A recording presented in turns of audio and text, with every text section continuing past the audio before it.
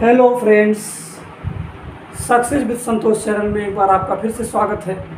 मैं संतोष कुमार श्रीवास्तव आज पॉलिटी की तीसरी क्लास के साथ आपके समक्ष उपस्थित हूँ।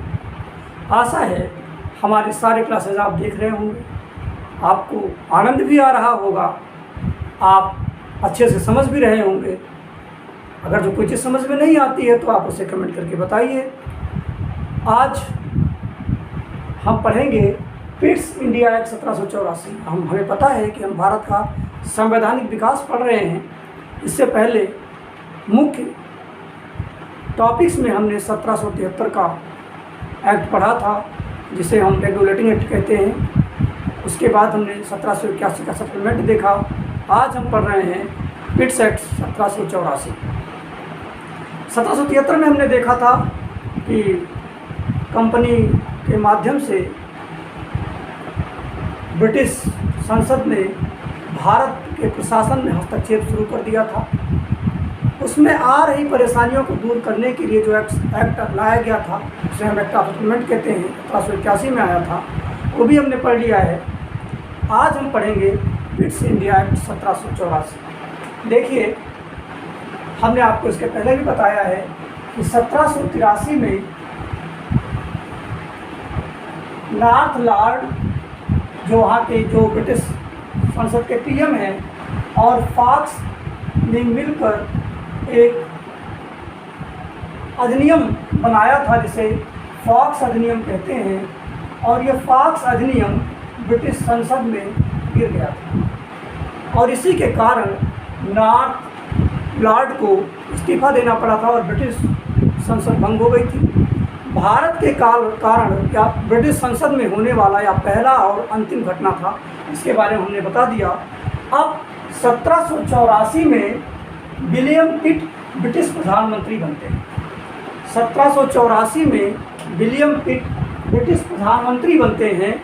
उसके बाद क्या चेंजिंग होती है उसी को हमें पढ़ना है। देखिए, कंपनी के ऊपर अपने नियंत्रण को पूरी तरह से स्थापित करना ब्रिटिश संसद का उद्देश्य था। तो 1784 के एक्ट का सबसे प्रमुख कार्य क्या था कि कंपनी एवं भारतीय शासन पर नियंत्रण। इसके लिए क्या किया ब्रिटिश संसद ने एक बोर्ड ऑफ कंट्रोल, नियंत्रक बोर्ड बनाया। एक बोर्ड ऑफ कंट्रोल यानी नियंत्रक बोर्ड बनाया। अब ध्यान दीजिएगा, इसके पहले हमने आपको बताया था कि बोर्ड ऑफ डायरेक्टर्स की स्थापना इसके पहले हुई थी, जिसमें 24 सदस्य थे। और ये 24 सदस्य कौन चुनता था? इन 24 सदस्य को जो 1000 पाउंड की राशि देता था, शेयर धारक था जो 1000 पाउंड की राशि का कंपनी में, वो इन 24 सदस्य को चुनता था। 1773 में यही जो कंपनी के सदस्य थे समस्त कार्य यही देखते थे। अब इस कंपनी के ऊपर पूरा नियंत्रण स्थापित करने के लिए ब्रिटिश सरकार ने एक बोर्ड ऑफ कंट्रोल यानी नियंत्रक बोर्ड बनाया। बोर्ड ऑफ कंट्रोल बनाया, एक नियंत्रक बोर्ड की स्थापना की। ठीक, अब देखिए कौन कौन था इसमें। ये एक 6 सदस्यीय टीम थी, जिसमें एक पद था राज्य सचिव का, एक पद था चांसलर का, और 4 प्रिवी काउंसिल के सदस्य थे। जो राज्य सचिव था उसे इसका अध्यक्ष बनाया गया। यहाँ पे आप हमें ध्यान देना होगा कि ये 6 के 6 सदस्य जो थे ये ब्रिटिश संसद द्वारा बनाए गए थे और ये सम्राट के अधीन थे, ब्रिटिश सम्राट के अधीन थे। ये ब्रिटिश संसद द्वारा बनाया गया सम्राट का प्रतिनिधिमंडल था। यह कंपनी के राजनीतिक कार्यों का नियंत्रण करता था। देखिए, यहाँ पे जो व्यवस्था की गई, तो जो बोर्ड ऑफ डायरेक्टर की टीम थी, अब इसे केवल व्यापारिक कार्य देखनी थी। ये केवल व्यापारिक कार्य देखेगा और समस्त राजनीतिक कार्य कौन देखेगा? बोर्ड ऑफ कंट्रोल देखेगा। समस्त राजनीतिक कार्य कौन देखेगा? Board of control. जो इन्होंने बनाया नियंत्रक बोर्ड, वो अब राजनीतिक कार्य देखेगा। और जो पहले से बोर्ड ऑफ डायरेक्टर्स बना हुआ था, जिसे निदेशक मंडल कहते हैं, वो केवल व्यापारिक नियंत्रण करेंगे। यहाँ ध्यान देने की बात है कि जब बोर्ड ऑफ जो हमारा निदेशक मंडल है वो केवल व्यापारिक कार्य देखेगा और जो नियंत्रक बोर्ड है वो राजनीतिक कार्य देखेगा, तो इसका मतलब ये दोनों किसके प्रति उत्तरदायी होंगे? ये दोनों गवर्नर जनरल के प्रति उत्तरदायी होंगे। इसका मतलब हो गया कि यहाँ से दोहरा प्रशासन शुरू हो जाता है। कैसा प्रशासन माना जाता है? दोहरा प्रशासन। गवर्नर जनरल कोई व्यापारिक कार्य वाला भी रिपोर्ट करेगा, राजनीतिक कार्य वाला भी गवर्नर जनरल को रिपोर्ट करेगा। तो इस तरह से यहाँ से दोहरा प्रशासन शुरू होता है। अब देखिए यही चीज़ यहाँ पे भी किया गया है। जो राजनीतिक कार्य है ये किस तरह कार्य होंगे? सैन्य, राजनीतिक और राजस्व से संबंधित जो भी कार्य है वो बोर्ड ऑफ कंट्रोल देखेगा।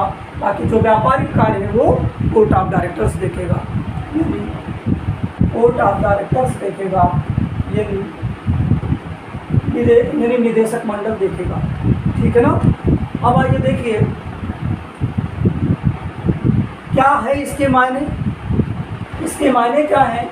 ब्रिटिश संसद द्वारा कंपनी के माध्यम से सीधा नियंत्रण स्थापित करने का प्रयास।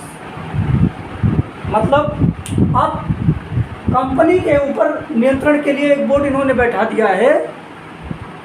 तो अभी तक कंपनी जो थी वो राजनीतिक कार्य भी देखती थी, व्यापारिक कार्य भी देखती थी, लेकिन अब वो बोर्ड ऑफ कंट्रोल बैठाकर, नियंत्रक बोर्ड बैठाकर ये क्या करेगी? सीधे भारत पर सीधा नियंत्रण स्थापित करने का प्रयास करेगी। यानी कंपनी के माध्यम से ये भारत में जो भारत पे ये जो जिस विभाग पर इन्होंने कब्जा किया है उस पर ये सीधा नियंत्रण स्थापित करने का प्रयास कर रहे हैं। भारत में कंपनी ने जो क्षेत्र अधिकृत कर लिया है ब्रिटिश क्राउन के अधीन होगा। कंपनी प्रतिनिधि होगा। यहाँ पे ये भी ध्यान देना है कि आपको हम बताए हैं अभी कि अब जो सब कुछ यही है नियंत्रक बोर्ड है। नियंत्रक बोर्ड के माध्यम से जो ब्रिटिश संसद है वो क्या करेगी कि जो कंपनी ने जिस क्षेत्र को अधिकृत किया है उसे वो ब्रिटिश क्राउन के अधीन ले आएगी। यानी यहीं से हम ब्रिटिश अधिकृत क्षेत्र का प्रारंभ मानते हैं। अगर जो प्रश्न पूछ लिया जाए कि किस अधिनियम के द्वारा ब्रिटिश अधिकृत क्षेत्र प्रारंभ हो गया या ब्रिटिश ने किस अधिनियम के द्वारा अपने अधिकृत क्षेत्र को अपने शासन में लेना प्रारंभ कर दिया, तो उत्तर हो जाएगा 1784 इंडिया एक्ट 1784। अब देखिए कंपनी द्वारा ब्रिटिश क्राउन पर आधिपत्य घोषित करने वाला प्रथम दस्तावेज माना जाता है इसे। मतलब पिट्स इंडिया एक्ट 1784 के द्वारा ही ब्रिटिश भारत में जो अधिकृत भूमि था वो ब्रिटिश भारत कहलाया और उस पर सीधे ब्रिटिश क्राउन का नियंत्रण स्थापित होना प्रारंभ हो गया। केवल राजनीतिक माध्यम से। इतना याद रहे अभी कंपनी है, अभी ब्रिटिश क्राउन सीधा नहीं आया है, अभी ये कंपनी के माध्यम से ही शासन कर रहा है। अब देखिए गवर्नर जनरल की परिषद के सदस्य को 4 से घटाकर 3 कर दिया गया और अन्य गवर्नर बम्बई मद्रास को भी 3 सदस्य वाली परिषद दी गई। अब देखिए ऐसा तो नहीं लग रहा है आपको कि गवर्नर जनरल के पावर को घटा दिया गया? बिल्कुल भी नहीं घटाया गया है। यहाँ पे जब इन्होंने दो अलग अलग बोर्ड का गठन हो गया और इसके मुख्य भूमिका में गवर्नर जनरल ही है, तो जो 4 परिषद की सदस्य थी वो 3 कर दी गई। साथ ही इसके पहले बम्बई और मद्रास को जोड़ दिया गया था बंगाल से। लेकिन अब क्या किया गया कि अब सभी के पास 3 सदस्यीय टीम होगी। लेकिन पावर क्या दिया गया गवर्नर जनरल को कि अगर जो कोई भी प्रांतीय सरकार चाहे मुंबई की हो और चाहे मद्रास की हो, अगर जो वो विफल होते हैं तो उसे बर्खास्त करने का पावर गवर्नर जनरल को दे दिया गया। उसे बर्खास्त करने का पावर गवर्नर जनरल को दे दिया गया। साथ ही साथ देसी राजाओं से युद्ध या संधि करने से पहले ब्रिटिश सरकार से अनुमति लेनी अनिवार्य कर दी गई। अब अगर जो यहाँ पे किसी को युद्ध करना है या किसी से संधि करना है, क्योंकि हम इससे पहले देखते हैं 1784 में तमाम युद्ध शुरू हो चुके थे, हैदर अली से भी युद्ध शुरू हो चुका है, मराठों से भी युद्ध शुरू हो चुका है। तो इसलिए ये एक्ट लाया गया कि देसी राजाओं से यदि संधि करनी है या युद्ध करना है तो उससे पहले ब्रिटिश सरकार से अनुमति लेनी अनिवार्य हो गई। ये बहुत महत्वपूर्ण लाइन नहीं है, क्योंकि आपको पता है 1773 में, अगली लाइन जो बताने जा रहे हैं बहुत महत्वपूर्ण नहीं है, क्योंकि हमने 1773 में बता दिया था कि भ्रष्टाचार व्याप्त था। इसलिए इस एक्ट में भी एक नियम लगाया गया कि यदि कोई कंपनी का सदस्य भारत में आता है नया, तो उसे 2 महीने के अंदर अपनी समस्त संपत्ति का ब्यौरा देना होगा। इस तरह से 1784 का एक्ट कंप्लीट होता है। अब इसमें जो कमी या सुधार होगा तो 1786 के एक्ट में फिर से इसमें संशोधन होगा, कुछ पावर घटेगा बढ़ेगा, तो वहाँ हम पढ़ाएंगे आपको। आशा है आपको ये क्लास समझ में आई होगी। यदि कोई भी समस्या आपको महसूस हो रही है तो प्लीज़ आप कमेंट करके बताइए। हमारे चैनल को लाइक, सब्सक्राइब और शेयर कीजिए।